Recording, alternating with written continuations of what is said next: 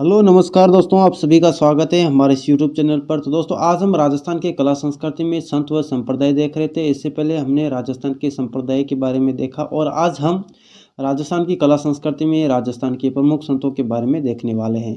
राजस्थान के जितने भी प्रमुख संत हुए हैं उन सभी संतों को वन बाय वन हम देखेंगे। तो दोस्तों, स्टार्ट करते हैं आज का अपना वीडियो। सबसे पहले लोक संत में हम बात करने वाले हैं संत पीपा जी के बारे में।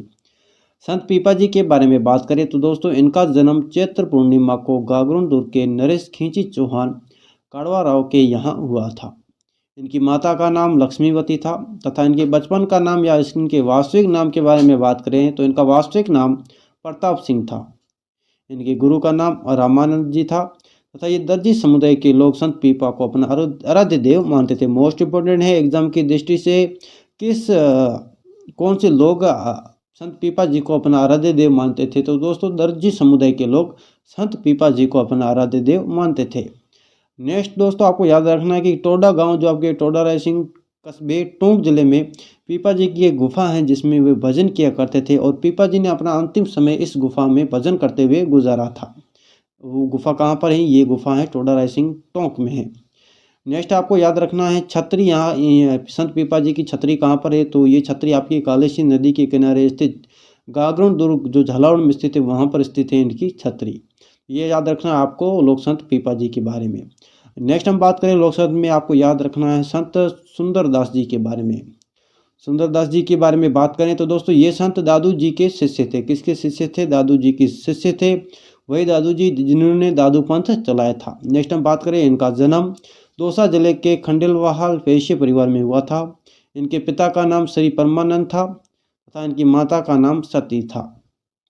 नेक्स्ट हम बात करें, इन्होंने दादू पंथ में नागा साधु वर्ग का प्रारंभ किया था। कौन से वर्ग का? नागा साधु वर्ग का प्रारंभ किया था संत सुंदरदास जी ने। नेक्स्ट हम बात करें संत रज्जब जी। ये रज्जब जी हैं। रज्जब जी के बारे में बात करें तो इनका जन्म सांगानेर जयपुर में हुआ था। संत रज्जब जी विवाह के लिए जाते समय दादू जी के उपदेश सुनकर उनके शिष्य बन गए थे तथा जीवन भर दूल्हे के वेश में रहते हुए दादू के उपदेशों का बखान किया था। मोस्ट इंपोर्टेंट याद रखना, ऐसे कौन से संत हुए जो आजीवन दूल्हे के वेश में रहे? तो वो आपके हुए संत रज्जब जी हुए हैं। और नेक्स्ट हम बात करें इनके प्रमुख ग्रंथ कौन कौन से हैं? तो इनके ग्रंथ है रज्जब वाणी व सर्वगी। कौन से? रज्जब वाणी और सर्वगी इनके प्रमुख ग्रंथ हैं। और रज्जब जी की प्रधान पीठ कहाँ पर स्थित है? प्रधान पीठ या गद्दी के बारे में बात करें वो आपके सांगानेर जयपुर जिले में स्थित हैं और इनकी मृत्यु भी सांगानेर जयपुर जिले में हुई है। नेक्स्ट हम लोक संत में बात करें संत धन्ना जी के बारे में। संत धन्ना जी के बारे में बात करें तो दोस्तों, इनका जन्म 1415 ईस्वी में टोंक जिले के धुन ग्राम में एक जाट परिवार में हुआ था तथा संत धन्ना जी रामानंदी शिष्य थे। किसके शिष्य थे? रामानंद जी के शिष्य थे।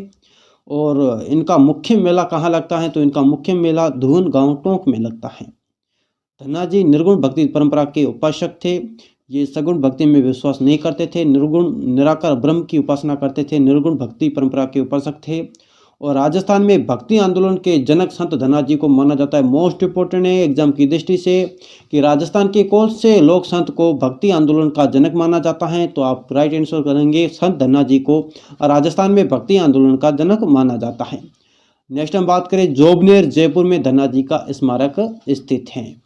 नेक्स्ट आपको लोक संत में याद रखना है भक्त कवि दुर्लभ के बारे में। इनके बारे में बात करें, इनका जन्म 1753 में वागड़ क्षेत्र में हुआ था। इनको राजस्थान का नरसिंह कहा जाता है। मोस्ट इंपोर्टेंट है राजस्थान का नरसिंह किस लोक संत को कहा जाता है? तो भक्त कवि दुर्लभ को राजस्थान का नरसिंह कहा जाता है। दुर्लभ जी ने लोगों को कृष्ण भक्ति के उपदेश दिए से। किसके उपदेश दिए से? कृष्ण भक्ति के उपदेश दिए हैं। दुर्लभ जी ने डूंगरपुर तथा बांसवाड़ा में अपना कार्यक्षेत्र किया है। ये कहाँ पर अपना कार्यक्षेत्र किया है? डूंगरपुर और बांसवाड़ा में अपना कार्यक्षेत्र किया है भक्त कवि दुर्लभ ने। नेक्स्ट हम लोक संत में बात करें संत रैदास के बारे में। संत रैदास के बारे में बात करें, इनके गुरु रामानंद जी थे तथा संत रैदास जी की वाणियों को रैदास की पर्ची कहा जाता है दोस्तों। और रैदास चमार जाति से आपके आते थे।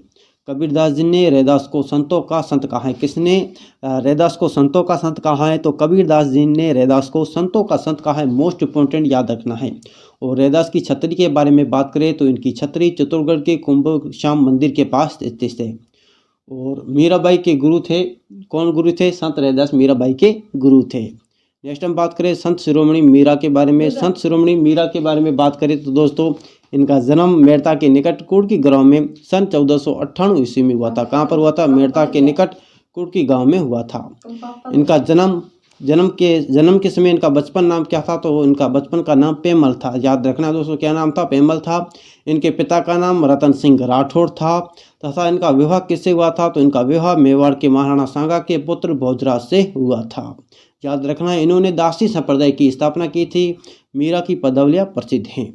नेक्स्ट हम बात करें, आखिरी हमारे संत हैं संत माऊजी। इनके बारे में देखें तो दोस्तों, इनका जन्म सांबला गांव डूंगरपुर में हुआ था तथा इन्होंने निष्कलंक संप्रदाय की स्थापना की थी। कौन से संप्रदाय की स्थापना की थी? निष्कलंक संप्रदाय की स्थापना की थी संत माऊजी ने, जिसकी प्रधान पीठ आपके सांवला डूंगरपुर जिले में स्थित है।